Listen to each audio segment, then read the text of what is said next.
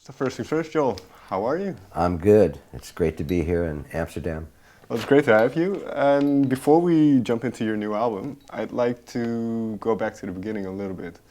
Now, I'm not exactly sure how old you were around kind of the whole folk explosion of the 60s, but Right. what caught your attention? Well, a changing format on the radio. All of a sudden, there were some songs on the radio that were unlike anything else that was being played, and it was the beginning of the 60s folk movement. So it wasn't the most roots music that you might imagine from the folk world, but it was a more commercial style. So it was groups like the Kingston Trio and Peter, Paul, and Mary. But the thing that was great about those groups, and the Chad Mitchell Trio, Joan Baez, of course she's very soulful, but those groups, what they did was they introduced a really large listening audience to some great writers like Bob Dylan and Pete Seeger, and introduced the youth of my country and probably some other countries to something, a genre of music that's so wonderful, that's been around for so long. But it made a resurgence in the 60s, and I was lucky enough to catch that timing. So just hearing those songs, the melody and the very straight ahead, natural way of people singing a song that told a story, that had some substance and meaning to it. That's what caught me up. And where were you with your own kind of musical development? How into music were you at Yeah, that I was point? pretty into music because I grew up in California, and Southern California, and when I was a kid, the school systems, public school systems were very good, and they had really good art programs and really good music programs. And so I started playing music in the school music programs in the 4th grade. Okay. And so I started as a drummer, and then about the time that the folk music was being played on the radio was about the time I had decided that I would get a guitar because I wanted to be able to accompany myself singing. Sure. And so I was about 13 or 14 when I picked up the guitar, but I really started my musical training when I was probably about 11, Okay. 10 or 11 years old. And when you picked up the guitar, did you write your own songs immediately? No, not at first. There were some friends of mine in my town from my school that had picked up guitars and started playing music a little bit before me. I was still playing drums in a surf band. And I really was taken up with what they were doing. And so when I got my first guitar, which was a very bad guitar, it was played very, very badly. It was not a good guitar, but it was a guitar to learn on. When I got that, I went over to visit these friends of mine, and I always think of it as I learned about 3 chords from them, and then that was it. Then I was on my own from there. Not writing songs, but sounding out songs or finding music that had the chords and the words, and learning some of the early folk songs. Because where I want to go is in terms of songwriting, especially as you started with songwriting. Right. What did it give you, or what did it do to you? Well, I think one of the first couple songs that I wrote, I was just really trying to kind of expand my abilities, in music. Sure. And so an opportunity presented itself for me to write a song, which was a school play that I was in. I think I was a junior in high school. And, I wasn't really much of a lyricist at that point, but I always had a good sense of melody. From the very beginning, I could find good melodies to the chords that I could play. It was something that just came naturally to me. And so my mother actually helped me with my first song. She wrote some of the lyrics, and it was lyrics to go with a play that we were in at school called You Can't Take It With You, a comedy play that was famous on Broadway. Okay. That we were doing. And we wrote a song that was used as the finale. And that was my first song. I didn't really get into crafting songs, to be specifically about issues or things that I saw around me going on until a few years later. But you know, initially I could write the melodies, and then I would kind of search for some kind of lyric content. Sure. You know, I didn't really know what I was going to write about. Just give me a line, you know, give me a line to start with, and then I'll find the rest. Was kind of the way I would think about it. You know. That's quite interesting, because then when it's the final song of a play, then people obviously will hear it and react to it. So what is that kind of, that realization like, that you write something or you create something with your mother and then people can respond or connect to it? Right, that is the satisfaction in songwriting, is the response. Just like when you're performing, you know, the best part about performing is knowing that you've reached your audience. And so, and you know, of course you determine that by the reaction you get or the response you get. And so it's the same as songwriting. If you write a good song, you know, you might feel this is a really good song, and then you look to see how people respond to it, and if they respond in a positive way, it's very satisfying. You know you've done your job. And you know, as I developed as a songwriter, it became more important to me to impart some kind of you know, more meaning or more subject matter into my songs, and to write more about things that I experienced personally. Yeah, because you say that kind of happened a little bit, a couple of years later, where they start to get a little bit more substance. So what was the turning point for you? The turning point was just being in the right place at the right time. Okay. Because I grew up in a time when the music was very rich. Right. There was so much new music happening, and the creative boundaries were being expanded, you know, in what you could do with music. Electric music was exploding. There was this new resurgence of folk music. Everything that we had heard on commercial radio up until then in what we would consider kind of a rock or a youth category didn't have much depth. You know, the songs were... There were good songs, but you know, some of the songs were just kind of cute, kind of silly, kind of funny, novelty songs, really. You know, how much is that doggy in the window? You know, stuff like that. But then this guy named Bob Dylan came along, and some of the songs that were being played on the radio by the groups like the Kingston Trio and Peter, Paul and Mary and Joan Baez were songs that had been written by Bob Dylan or Phil Oakes or Tom Paxton. You know, the people who arrived earlier in the Greenwich Village folk scene, right. Kind of set the tone for where this was all going. And I was one of those people that picked up on that. And Bob Dylan, I think, really changed, for a lot of songwriters, not just for myself, but changed the focus from just writing a song that was musical and had words, you know, that rhymed, that you could sing and the people would be entertained by, to something deeper that would move people in a different emotional place, you know, in a place that related to the things going on in the world, you know, and in their lives. And yeah, like you say, especially because I see a lot of similarities, and might not be correct, but I see a lot of similarities between that time and where we are now in terms of kind of the political animosity towards from all sides. And so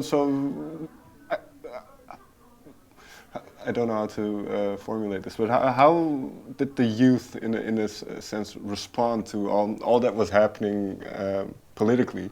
And then you also have, like you say, Bob Dylan. That must have been really like a breath of fresh air to hear something voice those things. It was. Initially, you know, I think for a lot of people, Bob Dylan, his sound was so raw, especially in the early stuff.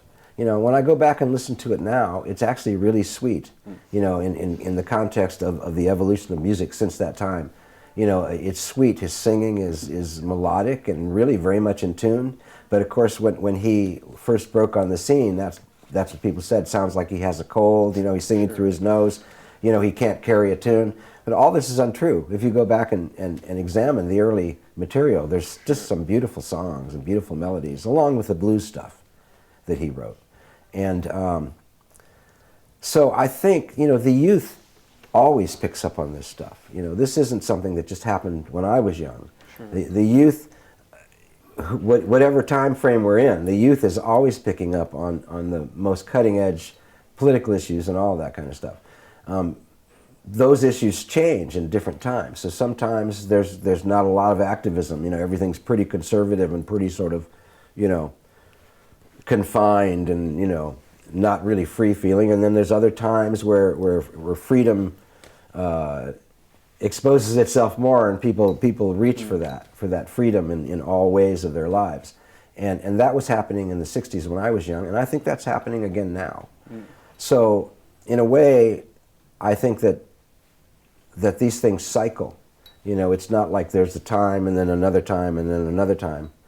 These times repeat in sort of a familiar way. You know, these political times keep coming back around. The battles that we fight for personal freedoms, freedom of speech, freedom of religion, freedom of sexual orientation, just all the freedoms that are so prevalent in the battles today are the battles that are fought for thousands of years. You know, these are never won. There's always an oppressor to come and, you know, from some direction, some government head or some place in society to try to push freedom down and restrict the common people, you know, the common population from having the freedoms that they desire, that all humans desire to have. And so these are fights that we fight over thousands of years, you know. It just goes on, and it always takes those people that are willing to stand up for our rights to fight these battles, because not everybody is ready for the battle. And then kind of we arrive at the first song of your new album, Abraham, Martin, and John, which is I have to, because otherwise I'm mispronouncing, but Richard Haller. Right. So that. Yeah, it's difficult for me to kind of, but what you just mentioned, kind of the cyclical nature of it, is it in a way,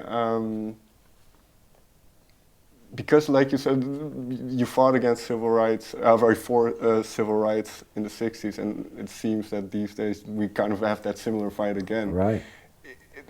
Is that discouraging, or?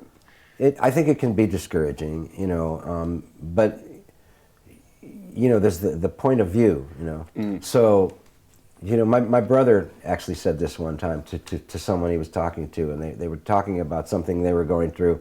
You know, I don't need to go into specifics, but they were saying, when I look at it this way, I really like the way things are going, you know. I can see, like, if I look at the battles that are being fought in today's political world, I can be encouraged that there are people standing up. Even though there are people trying to oppress us, there are other people standing up and saying, no, you can't do that. You know, so that's encouraging to me. You know, if you stand on the other side and just look at the oppression, then it's discouraging. So like my brother told this friend who he was talking to, when they said, I really like looking at it from this point of view, but when I go over here and look at it from this point of view, it, you know, it worries me. And his advice was, I said, well, then don't look at it from there. Right. Just look at it from over here where you like the way it looks, you know, and you can make progress. So I thought that was wise advice, you know. So I try to keep my eyes, you know, the eyes on the prize. Try to keep your eyes focused on where it can do the most good, you know, in the positive realm that will help us accomplish the freedoms that we all desire. Right. So with that in mind, what made you decide to put that song on the record? Yeah. Well, that song was originally recorded by Dion. Okay. So I got it wrong. Well, no, you got it right. Richard Haller, who went by Dick Haller, he wrote the song. Oh, okay. He wrote it in 1968, right after the assassination of Robert Kennedy. And in that same year, Martin Luther King had been assassinated. And just a few years, 3 years or 4 years earlier, John F. Kennedy had been assassinated. These events, you know, so close together were you know, as kids, like as a teenager, these were events that we had never experienced in our lives. You know, our grandparents maybe had experienced some similar episodes in, you know, the political scene, but this was shocking to my generation. And this was something you just couldn't imagine happening. And to have it happen 3 times within a matter of just a few years, right while we were in the that transitional period from being a kid to being a young adult, was really transformational in a way, you know, as we were changing these changes affected us heavily. And so when I heard that song, it was a huge hit at the time. But then it kind of faded away. You know, as the times faded into history, so did the song. There's been some covers of it, but there's never been another really big hit with that song, like there has been with some other anthems of that nature that have been written about things in history. And but it's a song that always stuck with me, and I always wanted to record it, but the opportunity was never there. You know, I was either recording my own songs, or it didn't seem like, you know, it seemed like, well, it was kind of out of context. But at this time, it's perfectly in context, because the three leaders, or the four people mentioned in the song, Abraham Lincoln, John F. Kennedy, Martin Luther King, and Bobby Kennedy, were all leaders that captured my heart. You know, all leaders that worked for the betterment of the common good, for all the people, for the majority of the people to have a better life, regardless of, you know, race, creed, religion, any of those in color. And so in a way, they're heroes to us, political heroes, and we don't have those heroes right now. They're few and far between in our leadership, and, you know, not just in my country, but around the world. And so, just as we talked about earlier, you know, these battles have to be renegotiated. So now we're in the battle of civil rights again, even though a lot of these things were theoretically resolved in the '60s. We're finding out now that there's a lot of hatred and a lot of bigotry and racism that still exists. That's always been there. But due to our leadership now, there's a license for it to be more prevalent and more visible in our societies, and it needs to be pushed back, because, you know, there's certain things that can't be tolerated, and those are things that threaten the freedom and sovereignty and enjoyment of life, you know, for all people. And so. In terms of folk music then, because I've always seen folk music as kind of chronicling history, and kind of as presenting these stories, like you say, so we won't forget in a way. Right. And what I find interesting, you have a song called Glorybound, and one of my favorite Bob Dylan songs is The Death of Emmett Till, because it's one of those things where, for me at least, once you've heard it, you won't forget it. Right. So is it for a song like Glorybound, did you kind of write that in a way to kind of let people remember, like, hey, we're not there yet, this is what happened, and it's not that long ago? That ends up being the purpose of the song, but it wasn't my motivation. So that song, it's interesting, because I grew up during the civil rights movement. Right. But mostly that happened in the early to mid '60s. That was kind of, you know, the timeline for all the action. But it really started much earlier, in the 50s, with Emmett Till. And in 1957, Rosa Parks, when she refused to give up her seat on the bus, she was quoted later as saying that she thought about that 14-year-old boy and what they'd done to him in Mississippi 2 years earlier, in 1955. You know, my awareness of the civil rights movement was mainly of events that took place in the 60s. Right. And even though I was aware of the song that you spoke of, the Ballad of Emmett Till that Bob Dylan had, I think it was maybe on his first or second record. Might have been. I'm not too big with records in my mind. But I didn't really, you know, I was a little young to pick up on that. You know, I was probably a freshman in high school, or maybe even in junior high school, you know, when that first record came out.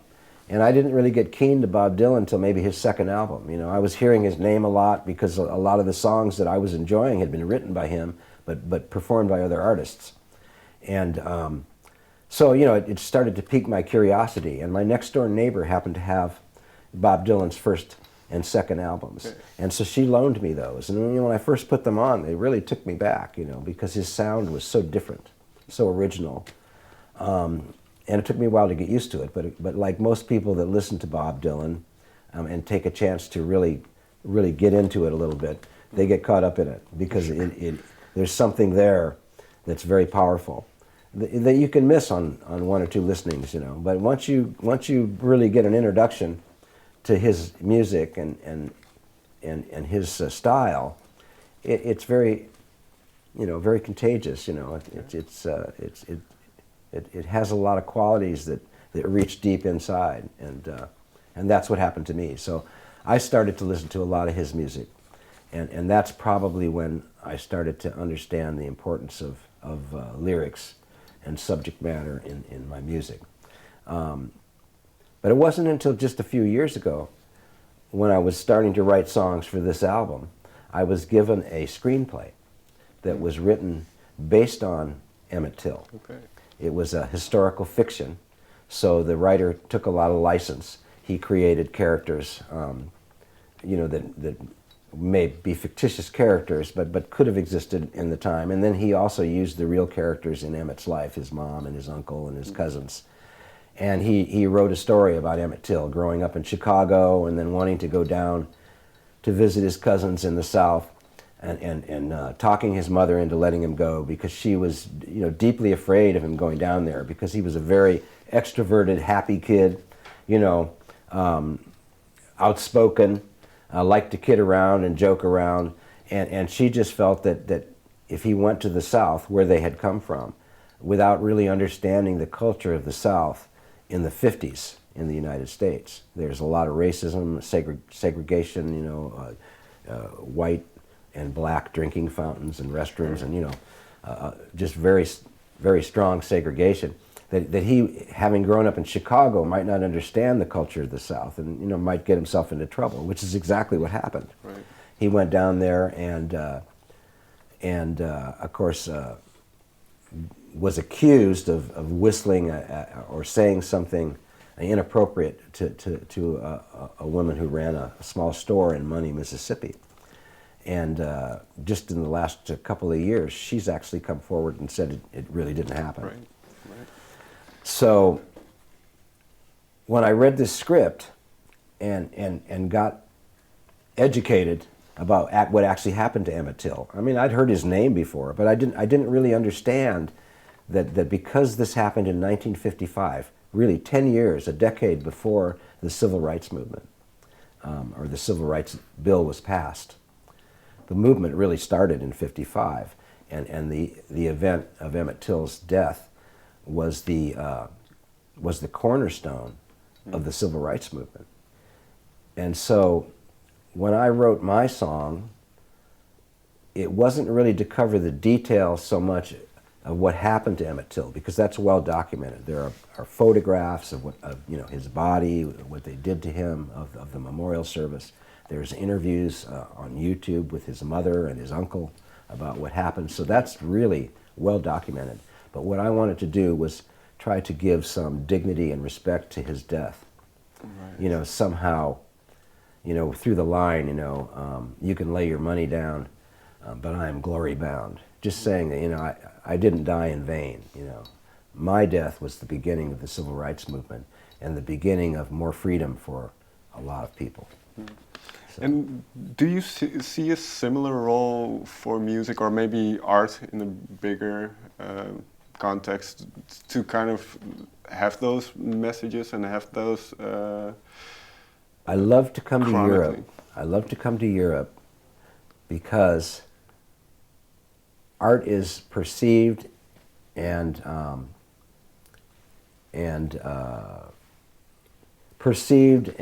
what's the word I'm trying to think of? Art is perceived differently here than it is where I live. Mm. I mean, people love art all over the world. You know, there's no borders to the beauty and the emotion that art can bring. But understanding what art is, you know, people see art differently from different places. And here in Europe, what I love about coming here is the way that art is perceived.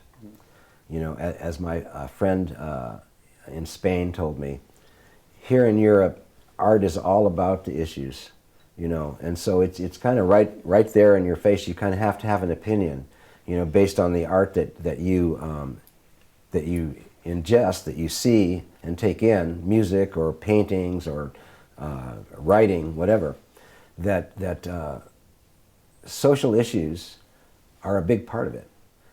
In the U.S., that exists, of course. You know, we have artists like Bob Dylan that have brought that to the forefront. But at the same time, a lot of art is really just for entertainment, solely for entertainment. You know, people just, they're so busy and so caught up in their everyday struggles and trials of just, you know, getting by, that when they go out to experience some art, they just want to be entertained. You know, they don't want to think about what's going on in the world, or, you know, what the troubles of the world are, or what their personal troubles are, or the troubles of somebody else might be, you know. And so they want to be entertained. Whereas in Europe, entertainment is certainly a part of it, but it's connected, so connected to what's going on. And that connection is a little weaker in the States, I think. Angel? Last question then. With that in mind, what do you hope a record like yours can or will do, or how it will be perceived? It's funny because that's my feeling about that's ironic to what I just said. You know, what I want most of all is for people to enjoy my record, you know, to hear it and to say, you know, to feel something from it that makes them want to play it again. Right. And so I guess whatever that is, you know, if it's the social context or, you know, any